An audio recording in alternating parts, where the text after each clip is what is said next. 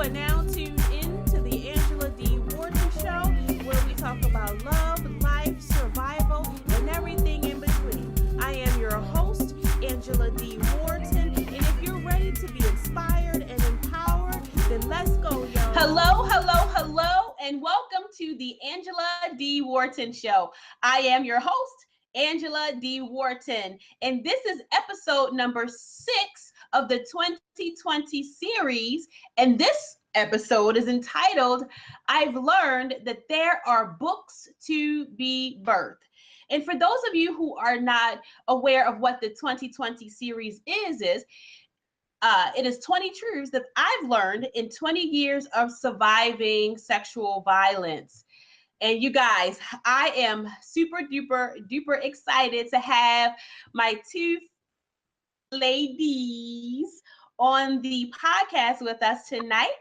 We have Miss Tieshena Davis. We also have Miss Tamara McKnight, and they are just two phenomenal women. And I'm just really grateful that they're taking time out of their busy schedules to share with us on the podcast. Hi, ladies. Hello. Hi. So glad that you are here tonight. Yay! So listen. I know you guys are so busy. You ladies are so busy. So we're just gonna jump right in. So Miss Ty, I can call you Ty on the podcast, right? Girl, of course. So Ty, for those who are not familiar, with your greatness, can you tell us a little bit about who you are and tell us a little bit of your story?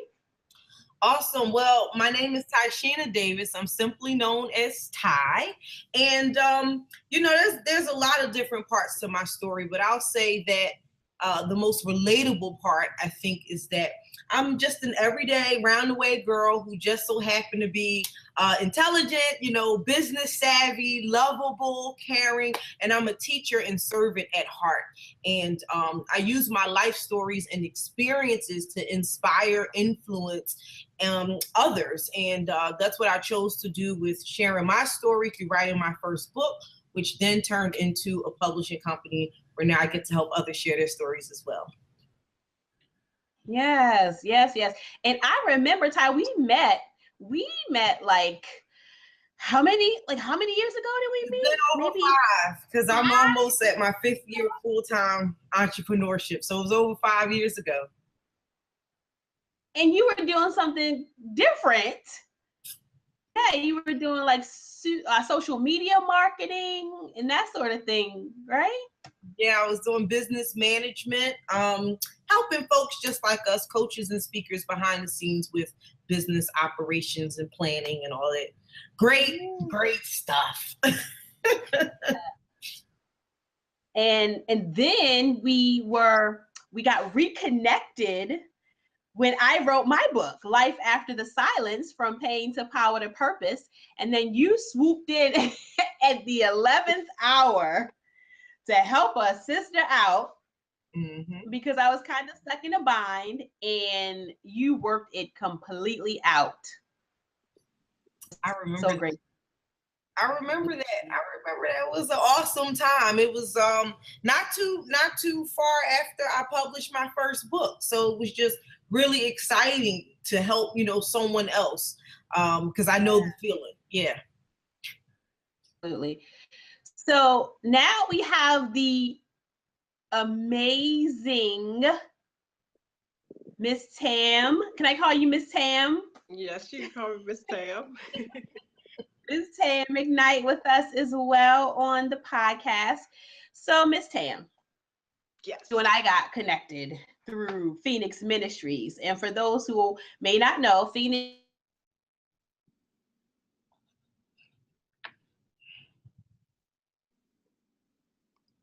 ago, and we support women survivors of sexual violence. And with that, one of our members, in fact, she still is, and that's how she and I got connected. And I am just so proud of her and her growth and all the amazing things that she is doing to this day. She's really, really been helping others, sharing her story and bringing awareness, which we all know that awareness brings about prevention. Miss Tam, Yes. a little bit about your story and who you are. Okay, well, I am Tamara McKnight.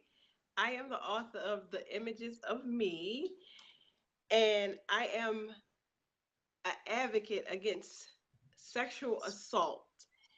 And when I was 8 years old, I was molested by the hands of my grandmother's boyfriend. So, and I kept the secret over 15 years. So, with joining Phoenix Ministry is when I began my healing process. It was an outlet for me to let go of all the hurt and pain, knowing I didn't have to hold on to that pain anymore. So I am thankful for, Angela, for just being that gateway of letting me come there and share my story after being with her a year and not even talking about my story. So I'm just a Baltimore girl from the ghetto, but I want to rise to the top. Amen. Amen. And thank you so much, my sister Tam, for sharing that. Because I vividly remember you being brought down the hallway to our table, our Phoenix Ministries table at the church. And you just, your hand being put in my hand and me being told, like, she's all yours. And I know you'll take good care of her. And from that day forward, we've just been working together and just working through our healing process. So yeah, I'm happy to still have you as a member of Phoenix Ministries. Thank you. So ladies, absolutely. So ladies, as survivors of sexual violence, let's see. Tam, I know with you, your story, your abuse took place at the hands of your grandmother's boyfriend. Yeah, my grandmother's boyfriend. Okay, yeah. So he wasn't actually your grandfather. He was your grandmother's boyfriend, right? Yes. So with us a little bit about how you were able to heal, and like how did you get the courage to write your book? Um, it wasn't until, because like I said, I kept the secret over 15 years. It wasn't until I started coming to the Phoenix Ministry meetings Mm-hmm. and sitting there listening to other people's stories gave me so much strength, knowing that I can be stronger than what I was at the time. And I never thought I would write a book, but you, Angela, you told me God gave you this vision and told you to tell me that I would write a book one day. And I was like, well, who, me? I'm not going to be able to write a book. I don't think I'm capable of writing a book. But 2 months later, I started writing and everything just started to pour out. It was almost like me healing all over again. Yeah, yeah. I remember that day. I remember that day, and it was like it was a pressing on me to, give you that message. So I thank God for using me as a vehicle by way to get the message to you, to get that book out. And as you all know, we are all connected. All three of us are connected. Like, is at the head, and then there's the rest of us, because we published our books through Ty. We have consulted with her to get our books written. So thank you, Ty, for starting your publishing company and just being a vehicle by which we can actually publish our books. Our indie authors can publish our books. And speaking of indie authors, just had the Indie Author Legacy Awards for 2018. Yes, yes. And so tell us a little bit about the awards. Well, so through the publishing company, we our writers write books that raise social awareness, education, and personal transformation. And in that, we get all of these just amazing stories from amazing people. But what I realized is really these writers are the unsung heroes in our community. It's like, yeah, you know, their family might read their books and some friends might read their books, but what about the community at large? They don't even know that we have these unsung heroes sitting right there in their backyard. So I said I wanted to create a platform where indie authors can go beyond the book cover and actually get recognition and for their work in the community via their writing. So that really was the idea behind Indie Author Legacy Awards. And it's just a great experience to see people come from not just all around the US, but literally from around the world. I mean, we have writers coming from Bermuda and Antigua and Nigeria. It's like, I'm just amazed that, you know, what's taking place in the first year and then this second year for 2017. Yeah, actually, last year was your very first award ceremony, and I was actually a finalist in, I believe, 2 categories, if I remember correctly. And let me tell you something. I was completely blown away when I got word that Life After the Silence, From Pain to Power to Purpose, was actually a finalist in 2 categories. So Ty, I mean, starting the awards, it was something that I think was very needed. Like you said, as indie authors, we don't get a lot of recognition. Because most of the huge publishing companies do more awards ceremonies than some of the than what is out there for us. So I'm just so grateful for even being a finalist. I didn't actually win winner because I was a finalist. So I thank you much for that.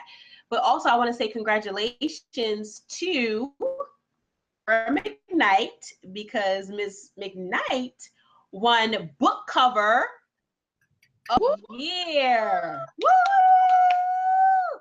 Yes. So show us that book. Do you have a book near you? Can you show us that book cover?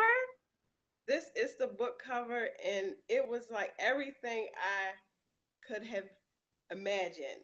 Because when I thought about it, I was like, I have to have some type of mirror, and I have to have this image in the mirror. And when he put it together, I was like so blown away. I was like, oh my gosh. I was like, I love it. I was like, it's not too much and it's not too little, but it was just perfectly right. It makes you look at the cover and be like, oh, I wonder what this story is about. And I'm just, first of all, I'm so grateful. I'm so humble. I was excited to be, you know, with Purposely Creations. Like, this is so awesome. So awesome. And to win best book cover of the year, I wanted to cry, but no tears would come out. And I was so nervous to give my speech, but it was so a great experience. I was so happy. Wow, that's amazing. So Ty, so knowing that, well, hold on, actually, let me just share my little piece, Ty, and I'll bring you in. Because listen, because when she texted me, because I was out of town at our family reunion, and when she texted me and said that she won, I was like, what? You won? All these smiley faces and exclamation marks I sent back to her in the text. But then I was just over there just crying like a proud mama.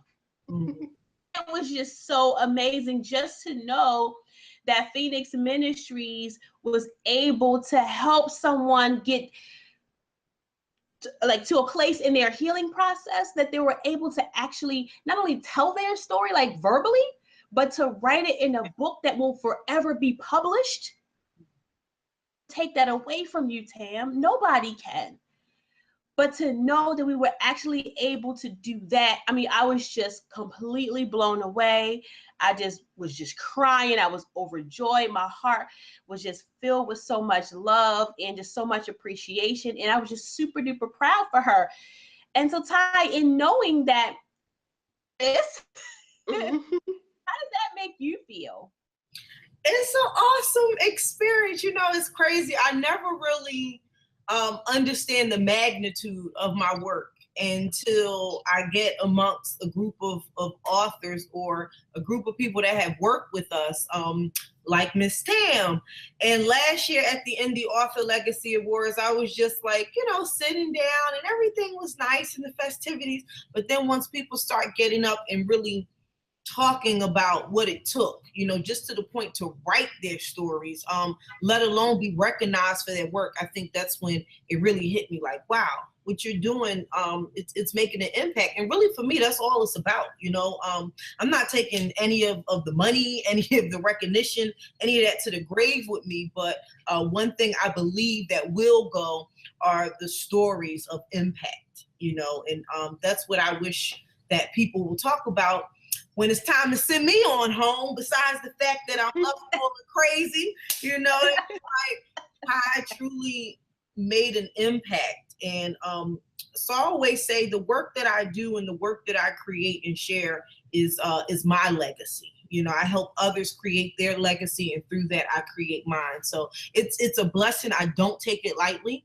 It's a very sacred position. And I approach each and every project like that. Even with Tam, I remember when we were going through the book cover development, because my designer and I, at each and every project, we sit down and we brainstorm before he starts the draft. And I remember saying, okay, she's very adamant about making sure you have this image of her looking in the mirror, and then, you know, kind of seeing the reflection behind her. And I'm like, but you know, we try to stay away from putting pictures on book covers. It kind of depends. And then he was like, don't worry. His voice is really deep. He's like, don't worry, I got this. And, and when he sent back the draft, I was like, you got this, you know, because it shows those different images, which to me kind of translates different aspects and stages, situations, circumstances in Tam's life. So he nailed it, and congratulations, Tamara. Well deserved. Thank you so much. Yes, so well deserved. And Tim, I just hope that this is not the last book. I know there's so many more books in you that have to come out. And like I said, the title of this podcast is, you know, I learned that there are books with an S, plural, that have to be birthed. So I know that there are more books in me as well. And oftentimes, as survivors of sexual violence, we are really, really afraid to just share with just one person that we have had this experience, let alone to put it in a book for the whole wide universe, the whole wide world and universe to read. So I know that, you know, it takes a lot of courage to do that. So I commend everyone who has taken the time and the courage to write their story in a book, because when I was writing mine, I'll tell you, that book almost didn't get published on several occasions, simply because I had to relive everything in detail to write it all out. And you know that when you have to relive your story, you know, all that pain just comes back. So, but to God be the glory that I was able to just get back into it and get it done, because you know, my book is making an impact as well. So I was just like, thank you, God, for that. So, ladies, actually, Ty, for you, how did you actually start your publishing company? How did you transition from helping entrepreneurs and being in the background and helping them move their businesses forward to actually becoming a publisher? Yeah, so I had a passion just like yourself to share my voice and share the voice of others. So while I had my business consulting firm every Wednesday at 7 p.m., I had the Inspiration Cafe, and it was a podcast. Yeah, and I just wanted to highlight like everyday people. It didn't matter if you were an entrepreneur or not. So I had like my dad come on and talk about his drug addiction. I had some of my clients come on and talk about mental health and just all these different things. And then it got to a point where I realized, although I had these great skills and I was great at what I did in my business, I wasn't really passionate about it. So I started dreading each day, like, do I have to get up and work on this? Do I have to do this? Yeah. I really looked forward to my interviews on Wednesdays. And I was like, I need to be doing something else that's more touchy-feely and more of my personality, you know? So it's so interesting. This was about almost 5 years ago. You guys remember the government shutdown, the last big government shutdown they had about 5 years ago, 2013, October 2013. Never forget it. It's my dad's birthday, October 10th, Friday morning, pouring down, raining. And I'm sitting on Facebook doing my little freestyle inspirational post. And I'm telling people, hey, you got laid off. Don't dread. Don't throw in the towel. Don't get depressed. This is the time to use what's in your hands. Use what's in your hands. You know, you can still make money. And I'm just going. And next thing you know, God started talking to me. He's like, tell them that they're bent but not broken. So I was like, yeah, bent but not broken. I was preaching on Facebook. And the next thing I know, he's like, so I stopped and I posted. And he's like, that's not it. You got to tell more people. And I'm like, what you mean? And this is really the dialogue. So I'm like, what you mean? More people? Who? I don't talk again the next Wednesday on the radio show. So he's like, no. Do a book collaboration. So I was like, a book collaboration with who? Like, who's going to collaborate with me? You know? And then he's like, the people on your radio show. I'm telling you, this was the kind, and actually in my introduction in my book, I write this conversation. So he's like, the people on your radio show. And I'm like, people on the radio show. Okay. So next thing you know, I just start writing a list. I wrote a list of specifically who I wanted. And I reached out to my mentor and she's like, go for it, do it. I reached out to everyone and told them I had this idea, wanted them to be a part of it. They said yes. And from there, we went ahead and birthed my first book entitled Surviving Shocking Situations. And it's about finding the courage to succeed in spite of life's painful moments. And it's in that book, Angie, that I share my experience of sexual violence, which I don't remember because my story is a little unique, although it happens a lot. People just aren't talking about it. But I was actually molested as an infant. And because of that and the physical trauma that occurred, I did have surgeries and just all of these things happening between infancy up until 10 years old, where it caused a lot of psychological trauma for me because I constantly had questions. As I grew into my teenage years, I was told that I may or may not be able to have children. So that kind of affected me first it affected me in a bad way. Then it got to the point where I just became numb. So I was like, oh, okay, whatever, I'm not gonna have children. Therefore, I didn't develop like those maternal instincts and that wanting of a child. And, that all kind of just led up to my adult years and relationships came out in anger and all types of things. And it was through sharing the story in my book that I began my healing process and realizing that a lot of stuff I blamed myself for as I was young, it wasn't my fault. I was holding on to anger with my mother because she left me in the house to be molested. And actually my mom didn't raise me, so it resulted in her not raising me, and just all of this chaos. And writing that out is what helped me heal, and at the same time kind of realize I got to open up a platform for other people to share their truth, but share it in a way that it will not be compromised, and they can share it the way that they want to say it. Use the words you want to say. If you want to be happy, you want to be sad, just express yourself and not be compromised. Whereas though most traditional publishers, that is one of those things where you can't truly just be you. You know, I like to say they come in and manipulate your manuscript and say, oh, don't say it that way, say it this way. And, oh, you should say it this way and that way. No, express it, share it exactly how you feel and how you want to say it.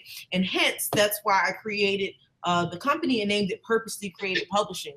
It was purposely created for people like you, me, and Tam that have all of these interesting experiences, and we just want to share it in our voice and in our truth. So I always say that we create distinctive books with intentional results. Wow. Yes, you do. Absolutely. So you said something, Ty, that I want to just go back to. You said that it was through writing out your story that you were able to heal. Writing it out, getting it out is so instrumental in healing. I say it all the time. I tell people, if you want to begin your healing process from sexual violence, domestic violence, whatever it is that you've experienced, you have to get it out. And sometimes we can't always speak it, but you can always write it. So that was something that when I first started therapy, one of the first things that my therapist had me do was write a letter to my attacker. And the purpose of that was to get out all of those feelings of anger and just low self-esteem, like everything that he made me feel in that moment. She wanted me to get it out and to say it to him, because as I was being attacked, I didn't say a word. I didn't scream, yell, I didn't talk, I didn't do anything. I literally lost my voice. But in writing out that letter in the beginning stages of my therapy really helped me to really start the healing process. So when you said that, that just dropped in my spirit, and I just wanted to shed a little bit more light on how important it is to write out your story. Yeah, absolutely. I think, I actually believe that writing is the purest form of expression. Like you said, some people can speak it. Some people even dance. You know, they'll dance it out. Yeah. Some people will draw it out. But I think there's just something totally more magnifying and more impactful, like you said, in terms of your own self-healing. And I think it's because of that self-awareness, you know, how whatever your mind is thinking, for it to actually leak out on the paper and all of those expressions just come out. It's kind of like having a conversation with yourself, and it really faces you. It really forces you to confront the situation. You know, there's no way around it. So it is definitely a very outer body experience, if you will. Yeah, and it's so healing. It just is so cleansing and so healing to get it out. Yeah. So Tam, this one is for you. So listen. So at this point in your life, what would you consider to be your biggest accomplishment? It doesn't have to be, the book, or, you just tell me what, or share with our audience, what is your biggest accomplishment? My biggest accomplishment would be the book and actually speaking about my story. Because for me, I thought I was going to keep this a secret forever. Nope. And it was like, okay, I'm going to keep this secret forever. I'm going to go on with my life. But at the age of 30, I felt like God kept tapping me on my shoulder, telling me, you're going to talk about this story. It's time to heal. I have other plans for you. And when that happened, it was like I couldn't go to sleep without thinking about it. I couldn't be woke without thinking about it. And it's like I try to push it to the back of my mind, but that couldn't happen. So when I started therapy, I felt like, okay, I'm complete. I'm healed. I don't have to talk about it anymore. Nope, that wasn't the case either. It was like he had bigger plans for me than I had for myself. And to this day, I still feel nervous, because I'm like, I don't know, what is next, but I know something big is next. So all I could do is try to prepare myself. But when I was going through the healing process, I did a lot of praying. Praying was my Yes. leadway of to put myself at ease. I kept saying, I'm okay. I can do this. But wait a minute, give me that question one more time. No, what's your biggest accomplishment? Well, biggest accomplishment was it's my book. It's my book and me winning that best book cover of the year. It was like your book is very important Yes. because at first I wrote it. Oh, it's not that important, and to get best book cover, it was just like your story is important because like Ty said at the ceremony, it's not about the cover itself, it's what's in the book. So at that point in time, when it happened and my name was called, I was like, well, my story is important. I gotta keep going. I can't give up. I gotta help heal another young lady. I gotta help heal another woman.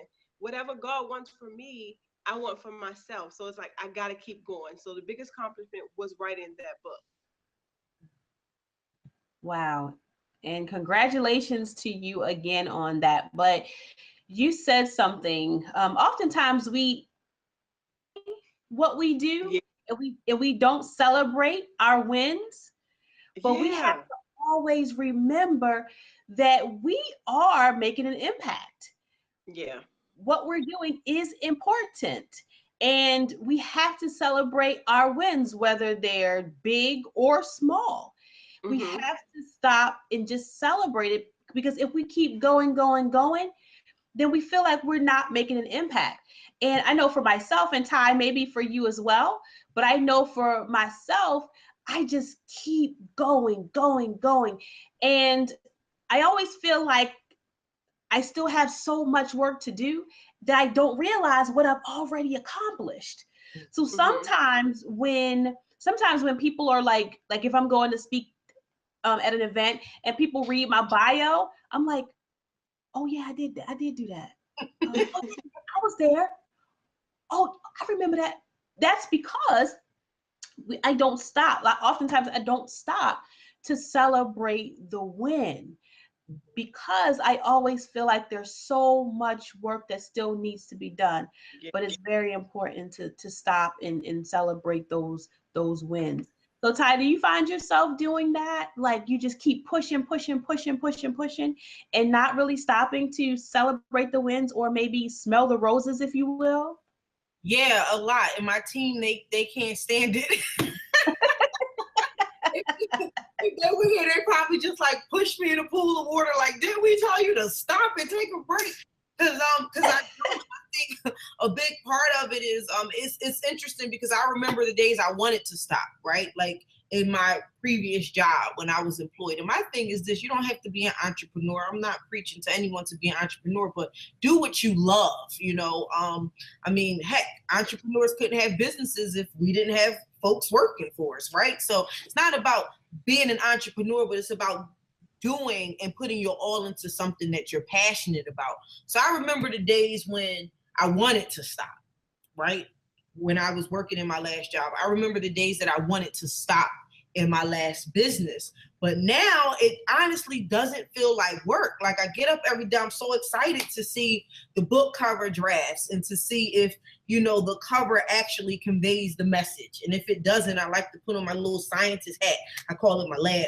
Put on my little scientist hat. I'm like, no, because the message is this, and we have to use these keywords. And this. Like, I love it. I love it. And I love working with the people and meeting new authors and people from all around with not just stories, but knowledge, because our experiences and our stories is something I learn something new every day, whether it's about sexual violence. I mean, even sitting here listening to you and Tamara, although we have this commonality and common thread, our stories are still unique.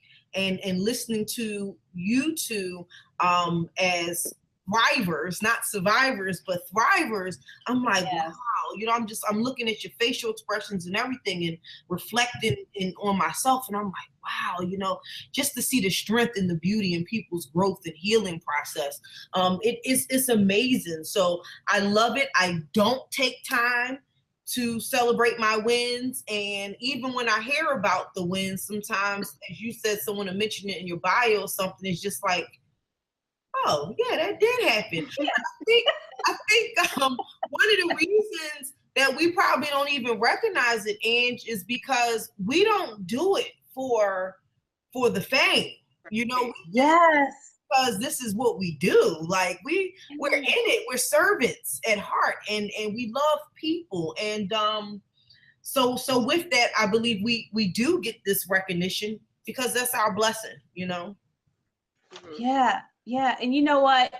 I think you really hit the nail on the head. That's what it is. We don't do what we do for the accolades. Mhm. We do it because we want to serve people. We want to help people heal. We want to help people get to the level that they're trying to get to. And that's what it's all about for us. Mhm. Yeah. So yep, that's exactly it. So Ty, you just kind of answered the next question that I have for you, which was going to be, was there ever a time where you wanted to stop? And you did say that there was a time that you did want to stop, but what was it in you that kept you going? Was it that you just wanted to see people get to that next level? Or was it your passion? Or what was it that, you know, didn't allow you to stop? Was it the Lord tapping you on your shoulder saying, no, you got to get up, you got to get back in the game and get this done? Yeah, absolutely. You know, it's crazy. And one day I'll write the story, but what people don't know is like the first year and a half of building the publishing company, I was deeply depressed.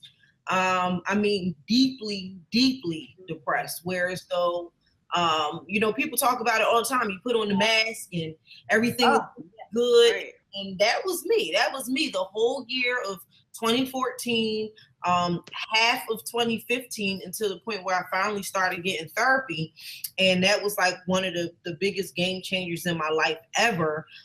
So yeah, there were plenty of times that I wanted to give up. So two things kept me going. One, definitely God, you know, and having my daughter and having to be an example to her to show that in the midst of the struggle, you still have to pick up and go on because people are dependent on you. And for me, that definitely was the case, especially since they were exchanging dollars. You know, Right. I can't sit and mess around with people's money. They ain't gonna find me and beat me up. So that was a part of it. But also, Angie, just being very clear on my why and being clear on my calling. So people talk a lot about purpose, but what I believe is that we have multiple purposes in life. I believe that you and I met for a specific purpose, right? What we've developed outside of business stuff is a sisterhood. That's for a particular purpose, whether it's manifested, maybe not. Maybe it was just for us to be connected to Tam and help her in some sort of way, right? To get through her healing. Or maybe it's something we don't even know about yet. But I believe we have multiple purposes. I believe us meeting right here tonight and you making that decision to say, hey, I need to bring both of them together on my podcast and talk about this. That's a purpose. But I believe that we have one true calling in life. Mm-hmm. And what I've determined is that my calling is really to help people discover their potential. And then to be that person to like push them like way off the ledge, like, get off of here, right? They can understand, as I like to say, who they be, you know, who they be, who they are, why they exist. I believe that's my calling. So when I feel like throwing in the towel, I'm always reminded, like, you don't get permission to do that. Like, you can't even do that because God has kept you here and he's keeping you here each and every day for this one particular thing. So get your butt up and do the work. And I just get up and do the work. Even when I don't feel like it, gotta do it. I don't want the man mad at me, you know? Right. What do they say? Obedience is better than sacrifice. Right. That's right. You better get up and be obedient. That's right. Work. Yep. So all three of us, I don't know if you all have noticed, but all three of us have mentioned therapy. Every last one of us. So I know that in talking to different survivors, different thrivers, about sexual assault and how to heal from it, some of them don't want to go to therapy. Therapy is taboo, you know, but we are all proponents of therapy. Now, I know for me, the combination of God and therapy is what got me to this place of healing that I'm in right now. Now, how about you? Would you agree that the combination of God and therapy got you all to a place of healing as well? Yeah, absolutely. So for me, it's crazy because for years I could have been to therapy. I should have been to therapy, but I thought it was a contradiction to like love God, believe in God, have faith in God, but see a therapist. Because I, in my little crazy twisted head, and I'm not gonna say crazy twisted head because there may be someone listening or watching this that have the same thoughts. So it's not your crazy twisted head, right? But this is what I was thinking. If God is the person that heals everything and he takes care of everything, why am I going to go to man with assistance? And then finally it hit me and it was like, but Ty, go to the dermatologist to help skin problems, right? Like go to a gym and get a trainer to help you drop a few pounds. Like God is the number one specialist of all specialties, right? But then he has put these specialists in place to assist with particular areas of life. And then once I started looking at it like that, I was like, oh, well, where's the therapist? Like, bring the therapist on. Like, I need to get my mind right here. And it made sense. And I'm so glad that I made the decision to do it. It definitely has been life-changing. And I encourage anyone, no matter what you're going through, whether it's sexual violence, divorce, problems with your children, whatever it is, take the assistance. Take the assistance and go speak to a therapist. Absolutely. I totally agree. So Tam, what about you? Yeah, I can say the same thing. It was easy for me to talk to people I didn't know, opposed to talking to my family members. So therapy, even though when I did go to therapy, it was hard to share my story because at first I couldn't talk about my story at all without crying and, becoming silent about it. But as time went on, it was easier for me to talk to my therapist about my story. And I would recommend therapy for people as well. If you can't talk to somebody close to home, like Ty said, that God puts those type of people in place for us. So let's try to utilize them for the best because I think it is for the best. So therapy for me was the ultimate start of the beginning of me and the images of me and me becoming who I am today. So yeah, I recommend therapies 100%. Yeah, absolutely. Now, I'll never forget. I was at church one day, and a lady came over to me. This was when we first started Phoenix, and we were out in the lobby, and we were handing out flyers, letting people know that we are a service, we're a ministry here in the church. And an older lady came up to me, and she said, "Why are you telling people your story? I didn't tell anybody my story but the Lord. You shouldn't be telling people your story." And I said, "Well, God told me to share my story, so that's why I'm doing it." Well, I just went to the Lord. I was like, "Well, you didn't go to therapy?" "I didn't have to go to therapy. I just went to the Lord." And I mean, I will never ever forget that story. And for me, I liken, God and therapy as a tag team. God made the therapist, so he made them so we can go to them. Of course we can pray. We love the Lord. God answers prayer, but the therapist can can dig down deep and dig up all of those roots and really get us to that place of healing. So, ladies, Ty, actually, this one's for you, Ty. Okay. Now, when I started when I wrote my first book, because I got two now, thanks to you, Ty. When I wrote my first book, and I published it and put it out, I got so many people asking me, Angela, how did you get started? I know I have this book in me. I know I had to get it written. God told me to write this book, but I don't know where to get started. And I told them what I did. What I did was I just took 1 hour every day and just wrote out, just did a brain dump every night from 9 to 10 o'clock. That's how I got started. And then it just moved on from there. But Ty, as an actual publisher, what advice could you give to those who know that they have a book in them that needs to be birthed, but don't know where to get started? They don't even know what step one is. For me, I always say that question is subjective, because you have some people who love writing. You have some people who don't like writing. You have people that don't have time for writing. So my suggestion is always just start where you are and just brain dump. That's the very first thing.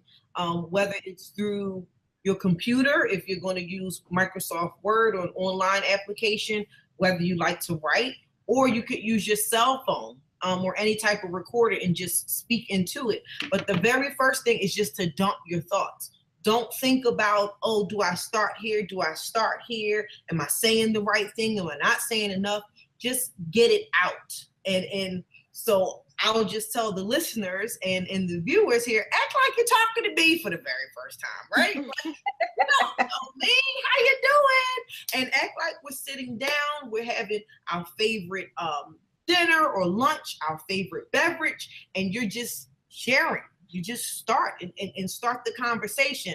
And then you go back and start, outlining and moving different parts around. Ooh, well, this kind of happened here and this happened there, there, and there. Start organizing the thoughts, filling in the blanks, write, and then finally go back and refine. And the refinement, that's the very last stage. That's the part where you might say, ooh, am I putting enough? No, I'm not putting enough. Did I miss something? But don't get stuck at refinement. That's the last stage, not the first stage. Because what I find is so many people get stuck there. And next thing you know, a year went by, 2-3 years went by. Angie, what happened to that book you said you was writing? I'm still, girl, I gotta write this part and I ain't write enough. And next thing you know, it's not done. And what you're doing, you're holding up people's blessings at that point. It's not even about you. It's not even about you. Your story isn't about you. So you're holding up people's blessings. Just get it done. No stinking thinking. Right. Just get it done. Yes. And Tam, as a survivor of sexual violence, writing your story in a book, and writing this as your very first book, what advice could you give to a survivor of sexual violence or a survivor of whatever they are surviving? What advice would you give to them? I would say take it one day at a time. Never give up. It's gonna be plenty of times where you feel like you got writer's block. Because I know I had tons of writer's block, and it was like I was almost trying to force stories into the book. So it was plenty of times that I had to just put the book down and breathe because it became so overwhelming. Yeah. But I never gave up because it was something that I wanted to complete, because I said, I know that my story will help someone else. So my advice to other people, don't give up on something that you believe in and something that would help change so many lives. Yes. And that's so important, to never give up, because the enemy will come in like a flood and put so much negative chatter in your head and tell you that nobody's going to buy your book. You need to write some more. It's too thin. It's too thick. Your story doesn't matter, because I went through all of that, and my book get written as well. But thank God we were able to push through. Now, ladies, I hate this part of the podcast because we have to bring this to a close, and it's really making me sad because I don't want to let you go. So listen, Ty, before you go, how can aspiring authors get in contact with you to perhaps get their book started? Absolutely. So you can first start by visiting our website, and that's publishyourgift.com. Publishyourgift.com, and you can go there and see the type of work that we produce, the solutions that we offer to authors and new writers. And then also, if you want to drop us a line, just send us an email to info@publishyourgift.com. Okay, great. And how can our listeners catch up to you or connect with you on social media? Social media, same thing: Facebook, Twitter, Instagram, YouTube. You can find us at Publish Your Gift. Perfect. And Tam, how can our listeners catch up to you as well or connect with you on social media? Social media, Facebook would be Tamara McKnight. Instagram and Twitter would be The Images of You. And also my website, my email, theimagesofyou@gmail.com. My website is currently being set up right now as we speak. Catch my nonprofit coming soon. I'm so excited about you nonprofit. I just want to help young girls build self-esteem, love their self, and to learn how to heal. So that's coming soon. But yep. And I just want to thank Ty. It's just so much an honor to, be a part of your publishing company. People ask me all the time about, Publish Your Gift. And I tell them her team is amazing. I thought I was related to Shawnee and Susan because I called them, I emailed them all the time, but they were so helpful. Like they made you, take a breather. Everything is going to be okay. Because I'm like, I don't know how to do no grammar or anything. And when Angela told me about you, and I'm just like, oh, this is amazing. This is so amazing. So I am thankful for you. And I'm also thankful for Angela for just being my mentor. I love her to death. It's been a pleasure. It's really been a pleasure. And that's what we hope everyone has to say about us, that they feel like family. That is our motto. We try to embrace each and every person that we work with as a family member, and not just during publication, but post-publication as well. Because we're in this together. Absolutely. Absolutely. And with that, ladies, I thank you so much for being on the Angela D. Wharton Show, episode number 6. I've learned that there are books to be birthed. I hope you all got something from this podcast on tonight. I hope it made an impact in your lives, and that you would join us for every episode that is to come.